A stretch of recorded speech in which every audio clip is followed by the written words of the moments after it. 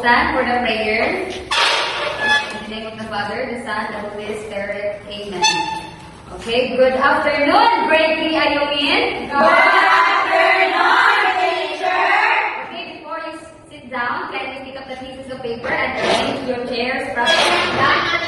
Okay, very good. Is there any absent today? Okay, very good because everyone is present. So now, okay, after your faith, can you sit down? Okay, very good. So, when I call your name, can you say present? Raise your right hand, okay? Ati Ria Faith? Teacher. Okay, Ati Manira? Teacher. Ati Marimar? Teacher. Ati Hershey? Teacher. Ati Mariel? Present, teacher. And Koya Kim? Present. Okay, so now, I want you to submit your assignments. Di ba naman assignments? Yes, teacher. Okay, very good. Kinangbuhat sa tanan. Okay.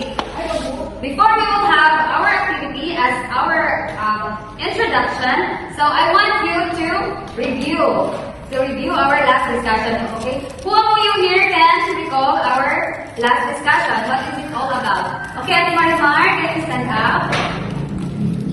Our last discussion is all about the four places of the moon. Okay, very good. Because you still remember our last discussion. So, what is it again, class? We have 4 main phases of the moon.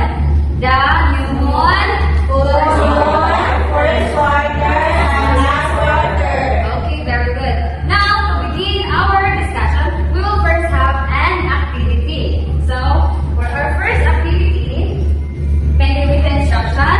Your assigned object experiment by pushing or pulling it with varying amounts of force to observe its movement. Okay, very good. So I have here a piece of paper, so we will have that roll. So I will group you into 3 groups. This is group 1, group 2, and group 3. So choose your representative to choose your assigned object.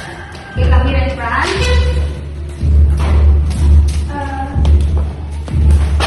Okay, group 1, can you stand up and read your assigned object? Towel.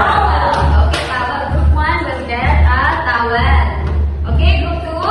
Toy car. Okay, toy car for group 2. Can you come here and try? How about the group 3? Chair, teacher. Okay, the chair. Can you get your chair? So, as an instruction, you will experiment by pushing or pull it with varying amounts of force.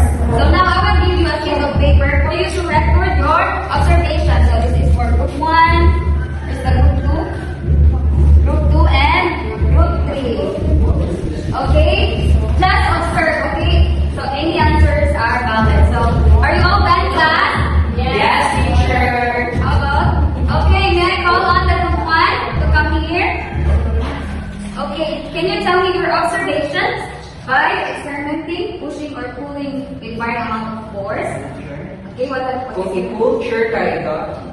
Push ka mo. Okay, very good. Thank you. So how about the group 2? Toy car, teacher. Yes. Kung mo sa i-push, pull. So, backward sa pinaka-force. Okay, thank you. How about the last group?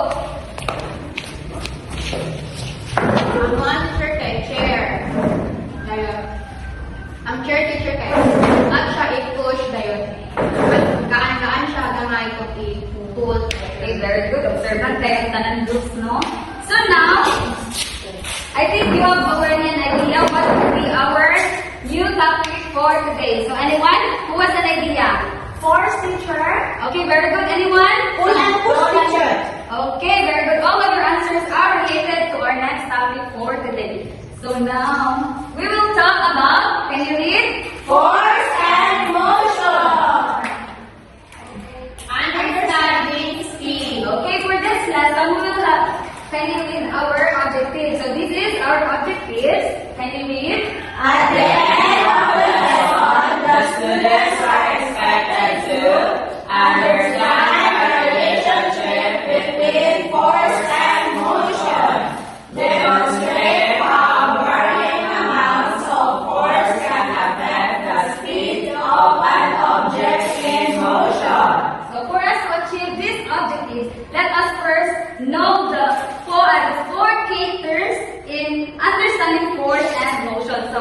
Let's have first read. Okay, can you read? Force, a push or pull that can change an object. Okay, how about the next term? Motion, a change in the position of an object. Okay, the third term. Gravity, the force of attraction between objects with mass. Okay, how about the last term? Friction, a force that opposes motion when two surfaces rub together. So again, we have here our, what is this? Paper.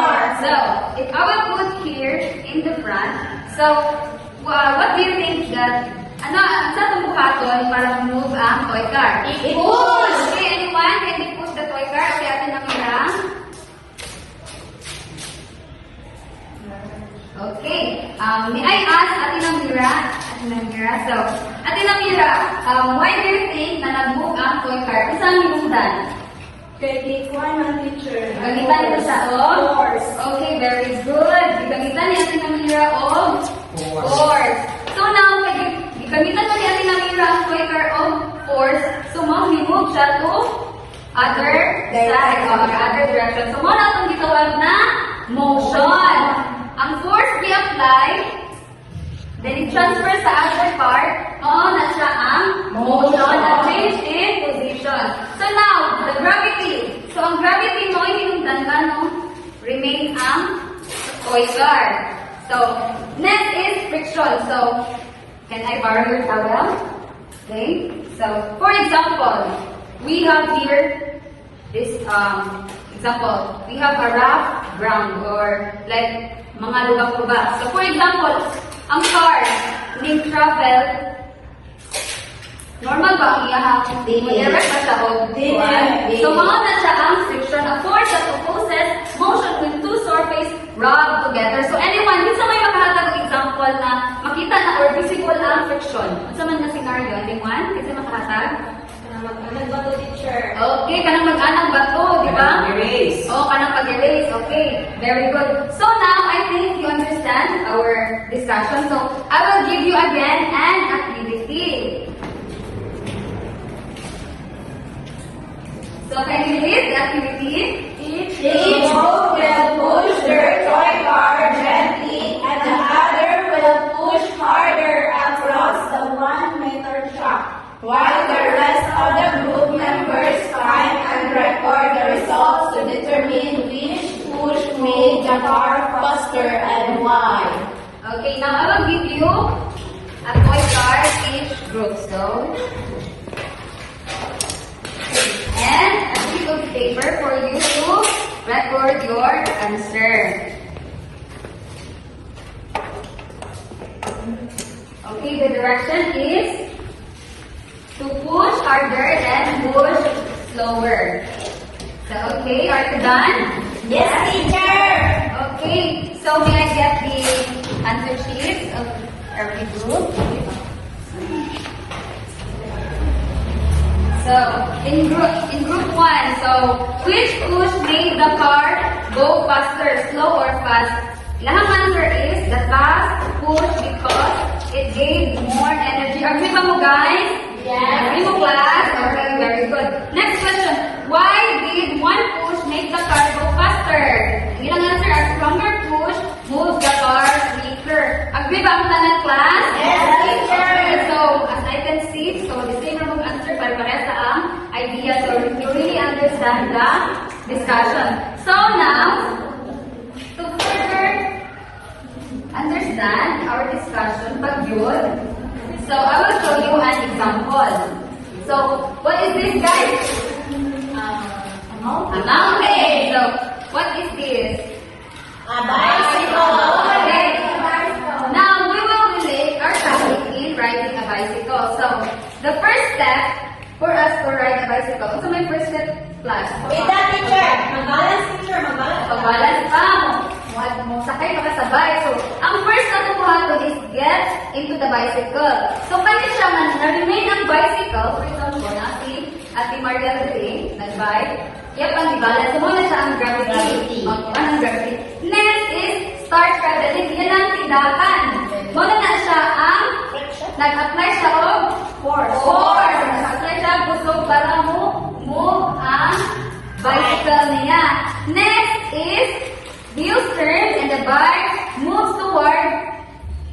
force. So the force turns the chain and wheels.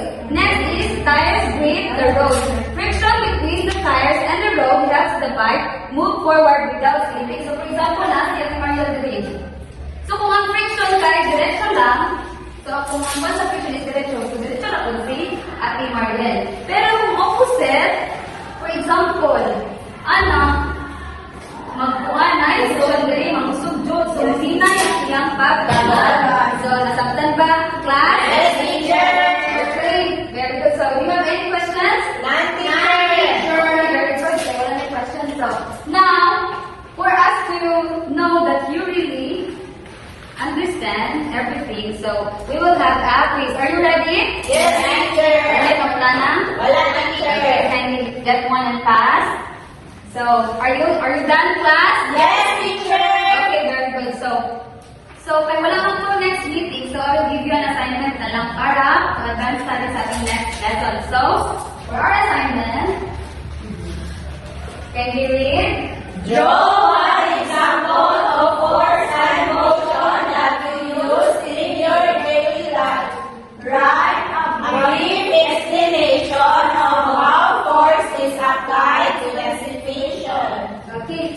So, tanan ba lang ang kabalo mo drawing diri? Dili, teacher. So, it's okay, class. Pwede mo mag-search sa Google. Basta lang, mag-show mo og example o magkatabang mo sa inyong ate and kuya. So, nasabtan ba? Yes, teacher. Okay, I think this is the end of our discussion. Thank you, class. Goodbye, class. Goodbye.